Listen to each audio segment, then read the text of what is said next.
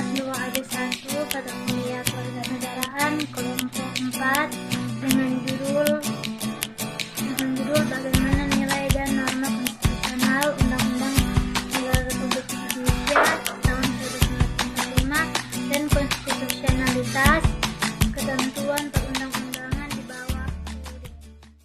Yang pertama, menelusuri konsep dan urgensi konstitusi dalam kehidupan berbangsa dan bernegara. Secara etimologis, konstitusi dikenal dalam beberapa bahasa, yaitu konstituer Prancis, Constitutio Itali, Constitution Inggris, dan konstitusi Belanda. Sedangkan secara terminologi, konstitusi berarti hukum dasar yang dijadikan pegangan dalam penyelenggaraan suatu negara.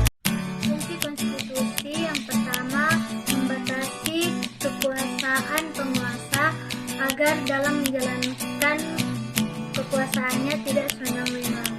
Yang kedua, memberi suatu rangka dasar hukum bagi perubahan masyarakat yang dicita-citakan. Yang ketiga, menjamin hak asasi warga negara. Yang keempat, menjadi landasan penyelenggaraan negara menurut sistem ketatanegaraan tertentu yang dijunjung tinggi oleh semua warga. Dinamika dan tantangan konstitusi.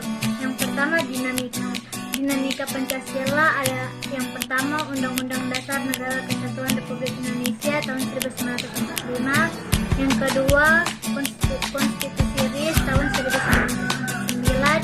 Yang ketiga, Undang-Undang Dasar Sementara 1949. Yang keempat, Undang-Undang Dasar 1945 Orde Lama. Yang kelima, Undang-Undang Dasar 1945 Orde Baru. Ada juga tantangan konstitusi.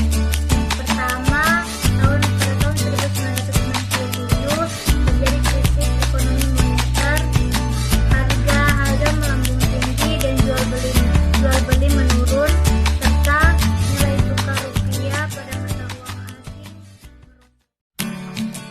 Tetapi pemerintah sudah menanggulanginya dengan berbagai kebijakan. Namun kondisi ekonomi kian tidak membaik. Jadi timbullah krisis kepercayaan kepada pemerintah dan terjadi unjuk rasa yang dimotori oleh pemuda dan mahasiswa. Maka pada tanggal 21 Mei 1998 Presiden Soeharto mengundurkan diri dari jabatan. Esensi dan urgensi konstitusi dalam kehidupan berbangsa dan bernegara. Pentingnya suatu konstitusi atau undang-undang sebagai pemberi pegangan atau batasan sekaligus bagaimana kekuasaan negara harus dijalankan. Dalam perubahan Undang-Undang Dasar 1945 terjadi 4 kali sidang atau perubahan. Perubahan pertama pada sidang umum MPR 1999, perubahan kedua dalam sidang